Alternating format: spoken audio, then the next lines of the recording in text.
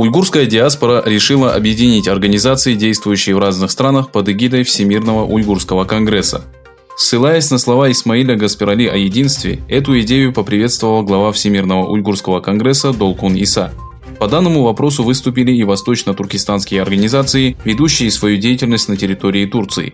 Мы рады, что организации, которые действуют за пределами Восточного Туркестана, передают послание единства и демократии как друзьям, так и врагам, объединившись со Всемирным уйгурским конгрессом.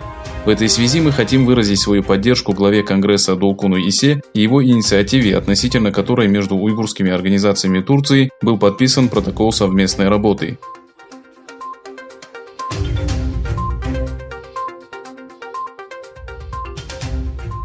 Правительство Китая, уничтожающее народ Восточного Туркестана на протяжении десятилетий, осудило США в связи с убийством Джорджа Флойда. После начала протестов против расизма, администрация Пекина, которая проводит ложную пропаганду против уйгуров, призвала Вашингтон соблюдать законные права национальных меньшинств. Во время пресс-конференции, прошедшей в Пекине, официальный представитель Министерства иностранных дел Китая Джао Лицзян призвал администрацию США прекратить дискриминацию афроамериканцев. Отметив, что убийство Джорджа Флойда свидетельствует о жестокости американской полиции, официальный представитель Китая посоветовал США как можно скорее решить эту проблему.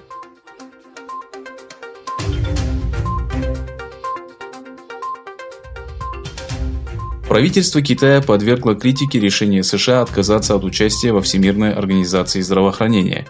Во время ежедневного брифинга представитель Министерства иностранных дел Китая Джао Лицзян заявил, что в последнее время для Соединенных Штатов желание выйти из всевозможных международных организаций превратилось в зависимость.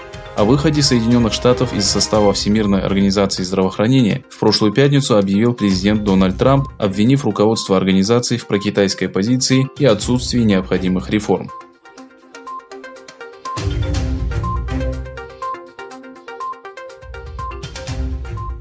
Итальянский врач, принимавший участие в борьбе со вспышкой COVID-19, сказал, что коронавирус утратил свою силу и отметил, что летальный эффект уменьшился по сравнению с первой стадией.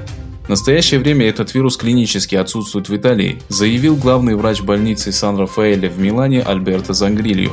Во время интервью телеканала РАИ доктор Зангрильо сообщил, что при исследовании оральных образцов, взятых за последние 10 дней, следов вируса было обнаружено намного меньше по сравнению с результатами исследований, которые проводились 2 месяцами ранее.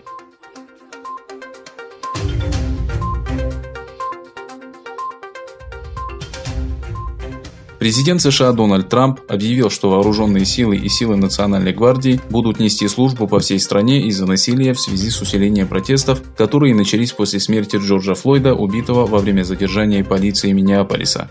Дональд Трамп сообщил, что такое решение пришлось принять в связи с погромами, насилием и угрозой национальной безопасности.